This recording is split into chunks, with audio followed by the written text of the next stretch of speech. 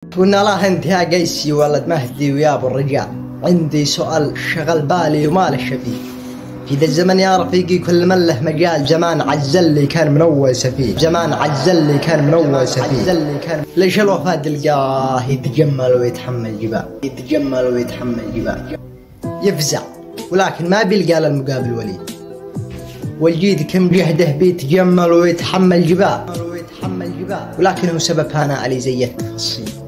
علمتنا المواقف والحمول الثقال، السوالف وجيه للشدايد، وجيه من يجينا ثلاثي بيلقى قبار، ومن يقفيه يقفل عنها من وجيه، ومن يقفيه يقفل عنها من وجيه. ودي انا اسمع جوابك لقي اقنع من وصاء، جوابي يقنعني ولو حتى بكلمة وصف، جوابي يقنعني ولو حتى بكلمة وصف.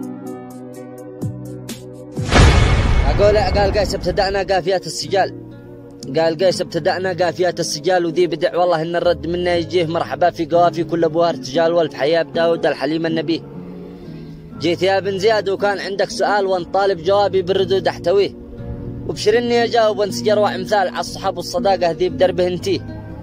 قلت ليش الله في مغلوب في كل حال، والردي عاش مترفع وصار الوجيه. يا رفيق الشدايد والله ان الريال عز كم من خسيس وصار باشا وبيه، والوفي جاربه وقته ولا يوم مال، والوفي جاربه وقته ولا يوم مال. لاجل عزه يكافح والزمن يبتليه، والصداقه حدوده مثل حد النصال ما يصونه سوى نشمي قبيلي نزيه. من ردي يا رفيقي ما يجي بالقتال، صحبته ما تفيدك لعن ابو والده، صحبة الجيد مغنم شوفها راس مال، والوفي والسنافي دوم نعتز فيه. لا تصاحب دني هين وخذ بالمقال، لا تصاحب دني هين وخذ بالمقال، واصحاب الجيد لو بالروح باتفتديه. ذا جوابي وردي جاك يا حيدعال، وانت حلل وفسرها على ما تبيه. ختمها ازكى صلاتي عن جميل الخصال، سيد الخلق قدوتنا ودينك تديه، سيد الخلق قدوتنا ودينك تديه. وسلامتكم.